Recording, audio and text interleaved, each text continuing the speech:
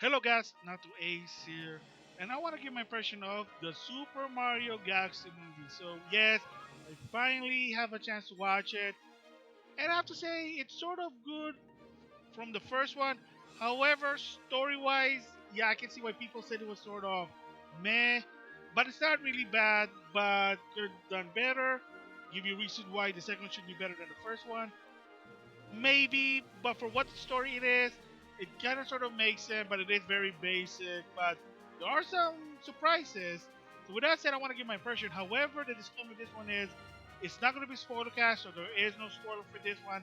I'm just going to give my opinion and the gist of what the movie is. So with that said, what I think about the Super Mario Galaxy movie. So of course, new characters can be coming in. Mario and Luigi now getting used to life in the Mushroom Kingdom.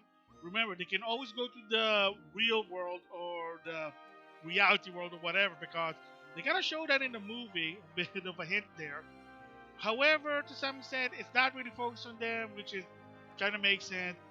That's why if you see the trailer, it's about Rosalina, it's about Peach, of course, Bowser Jr. So the premise for this movie is twofold. First of all, Bowser Jr. trying to rescue his dad, want to show him, hey, look, I'm as evil as you are. I learned everything from you, Papa Koopa, Bowser Koopa. That's the whole point. Invented a lot of the like weapon. That's why he has like that robot. He even has his own kingdom planet. So again, I mean, like every time in the Mario Brothers movie or game, there's always that they have their own home base or whatever. That's what it is. At the same time, with Rosalina, she does have a connection with the Mario Brothers gang, but again, let's just say that some part there, it's like you'll be surprised, and it kind of revealed the idea with Peach and what's her relation with Rosalina. But that is a spoiler. That is a like sort of a big factor to a point that even Miyamoto want to integrate it with the game. But again, just time will tell if he's going to do it or not. But that is one of the shocker plot twists. So before I continue, just make a note that the Super Mario Galaxy movie has nothing to do with Super Mario Galaxy the game.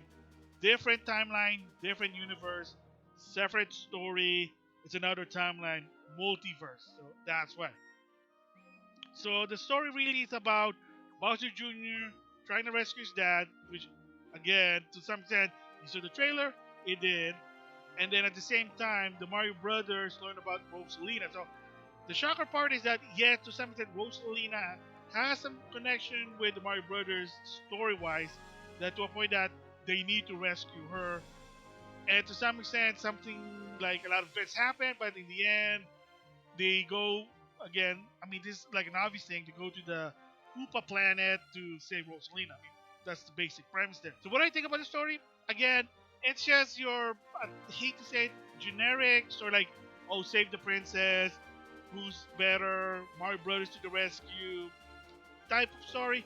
But it is a Mario game. It's a Mario story. What do you expect? It's not like something really deep. It's not like The Legend of Zelda. It's just, up, the princess got kidnapped because Bowser Jr. wanted to kidnap the princess. Again, I mean, that's an obvious thing. It is a Mario movie, just like the Mario game.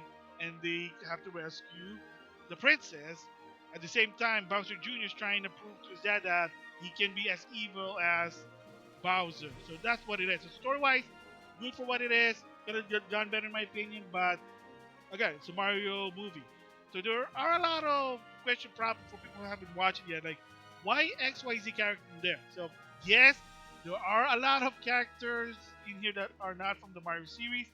Rob, of course, you already saw it, like the Mario cards or the trailer or the toys. Rob basically work at Gateway Galaxy. It's a, like I said, it's an airport type hub. You go to a different galaxy, and they make a joke about Rob. You know how he works in the game, Gyromite or Stack Up. He's slow. So I mean, again, that's obvious. So there are other cameo that minion players I'm not going to mention except for Fox McCloud, but there are some Nintendo characters that make an appearance in the movie. Now, the case with Star Fox, with Fox McCloud, why is he there? I'm not going to spoil the story, but let's just say is, here's a hint: time warp, anomaly, multiverse. That's it. Let's just say something happened, and now he's in the Mario Galaxy. He's in the Mario world. and he's there. Well, he's just there, but does he do more? Yes, again, that's spoiler territory there. So my overall thoughts about the movie is that I liked it. I did enjoy it. Story wise, again, could have gone better, but it is just like the first one. The princess get captured, save the princess. That's what it is. Music, you gotta love the music. So if you have Spotify, you can listen to it. A lot of the music make reference to not just Mario, but to other Nintendo franchises, including Star Fox. So the music beautiful. Animation definitely much better than the first one. Characters that made an appearance, they're not forced in, which is a good thing. They are there because there is a reason. Even if it's like a minor cameo, there is a reason why XYZ characters are in there. Like it does integrate with the story. So I like that. So it's not just there's a character for the sake of just being there and that character doesn't do anything. No, they have something there.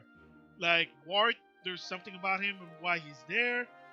And then there's even surprise cameo in the movies that again that's spoiler territory. So overall, I like it.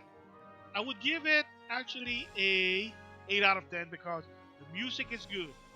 Animation definitely good. The characters are not forced in.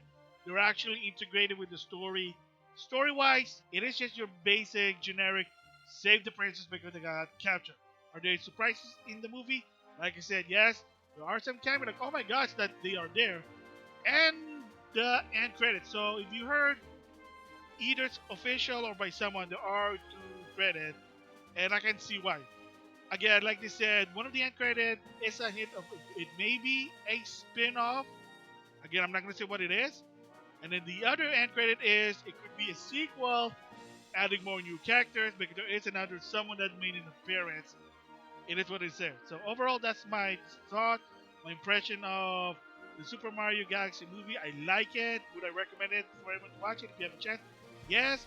However, there is report that I guess by May it's gonna be on digital, so you don't have to wait that long, which is surprisingly normally would be like what 6 months at least, but no, apparently within 1 month. The report is it's gonna be on digital, whatever. Maybe you buy it digitally, and then maybe 2 or 3 months later it's on like Peacock, Netflix, whatever.